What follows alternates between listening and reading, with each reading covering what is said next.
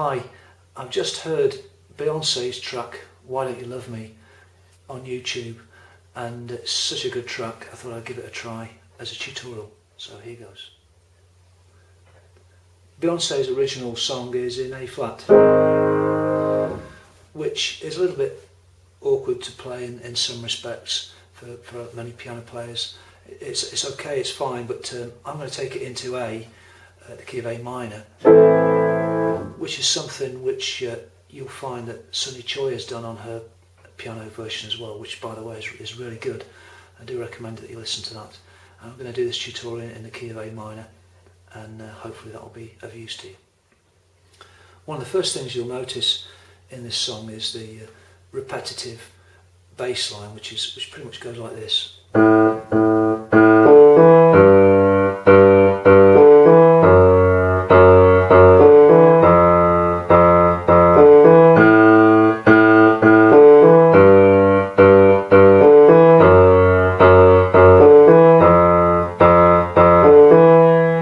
Obviously a little faster than that. How you play it is down to you. You might want to do it in octaves or with both hands, and so on. However you play it, you make it the best way for your fingers, but you need to make sure that a rhythm or something like that rhythm is going on throughout the whole song. The next thing for me when I'm learning a new piano piece is looking at the chord structure, and it's very, very simple, and if you put it in the key of A minor, it's A minor, and then the bottom note drops, and so you're actually going into the second inversion of the C chord. You notice it's got the C note, the E and the G, but the G's at the bottom, that so makes it a second inversion. And then the next chord is D major, and that's like a first inversion because you've got the F sharp at the bottom, and the other notes in the chord are of course D and A, and then F. And those chords pretty much go along with that bass line all the way, so it's a bit like this. You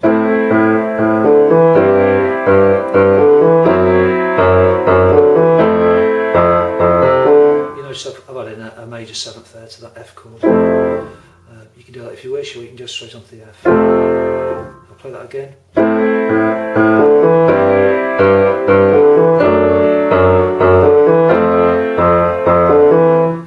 Okay. So what's happening there is you've got this falling bass, as we call it.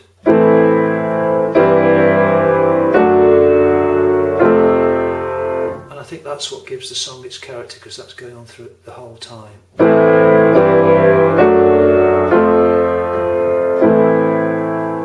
It just wants to resolve itself on that A minor chord. By the way, if you wish to play the piece in its original key, which is A flat minor, then the chords change accordingly, just down one semitone. So you've got A flat minor, then G flat minor, and then the next chord, probably the easiest way of calling it is E, and then E flat major. And of course that bass line is different, it's on these notes.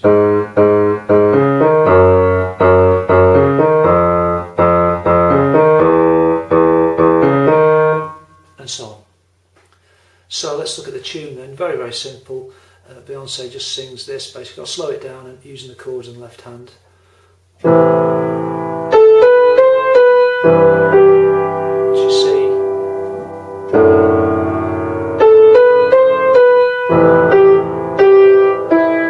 that's down onto your F, back onto your A minor. That's your C chord again, and there's your D chord, first inversion, and then onto the F. And that is pretty much it. Of course the song does deviate into slight variations of that tune, but that's the mark of a good musician, I think, who's making use of the material that's given to her, and Beyoncé does it very well. So I would advise you, rather than trying to follow the singing that she does, absolutely, is just to do what she does and be creative and make up your own ways of playing the piece. And I'll give you some tips and different suggestions I've thought of, and take them as you will.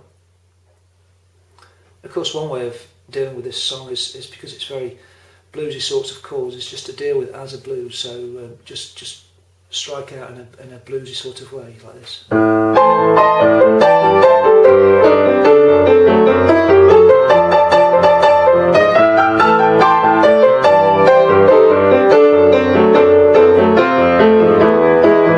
And so on.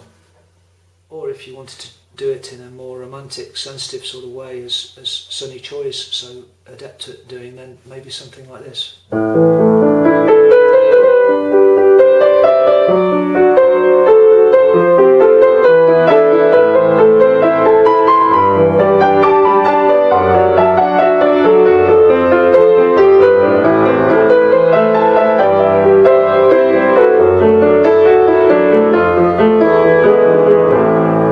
I was throwing in an E chord there. I know there's not an E in the original song, but again, make the chords your own and treat the song as you wish. Or something like this.